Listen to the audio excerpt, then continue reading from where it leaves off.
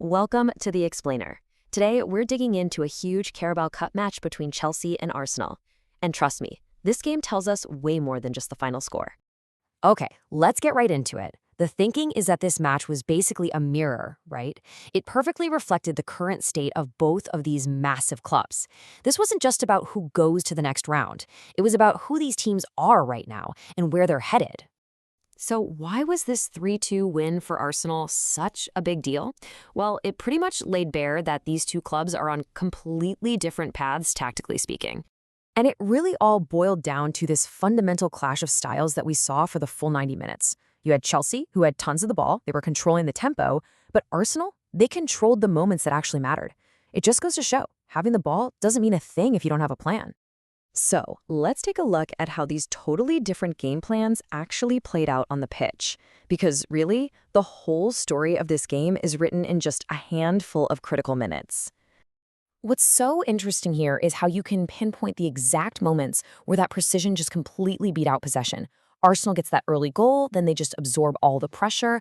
Chelsea's Garnacho, to his credit, drags his team back into it. But then that collapse at 71 minutes, man, that is the entire story right there.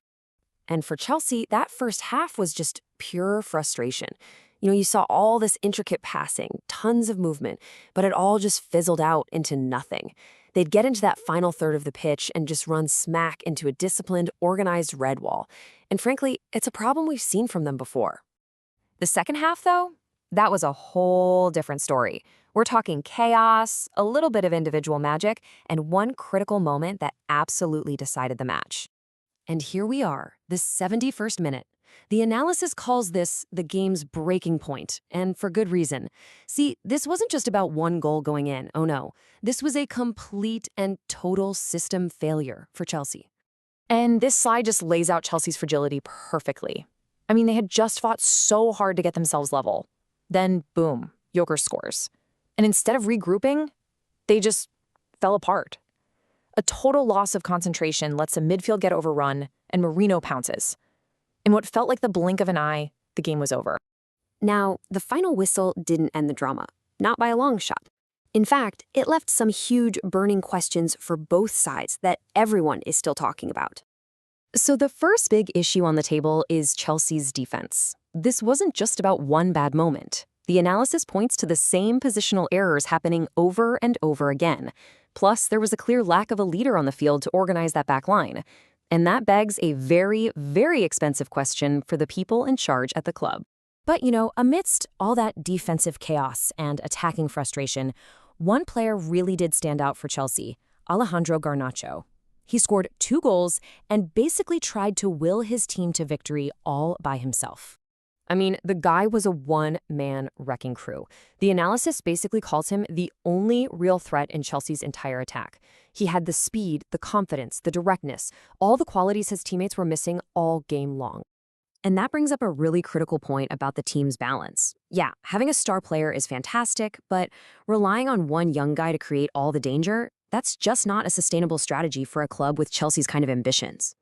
Meanwhile, the biggest takeaway for Arsenal is, well, it's kind of scary for their rivals. They've added a whole new weapon to their arsenal, pardon the pun.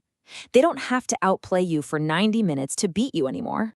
They've basically evolved into a team that doesn't need to control the whole game to win it. They just need to control the key moments. They are ruthlessly effective. It's not always pretty to watch, but like they showed here, it is absolutely a championship-winning quality. So, what's the final verdict from this clash of London giants? Well, it's a story with 2 very different endings. And this slide really nails the whole story. For Chelsea, this was a costly lesson about their structural flaws, a tough reminder that just fighting hard isn't enough. But for Arsenal, this was a powerful warning sign to the rest of the league. They're calm, they're disciplined, and now they know how to win ugly. And that leaves us with a final thought, a really fascinating question this game makes us ask about modern soccer. Does a team really need to be brilliant for all 90 minutes? Or is it better to just be brilliant for the 3 minutes that actually decide the game? Arsenal's win kind of suggests that maybe ruthless efficiency in those key moments will always beat dominance that has no teeth.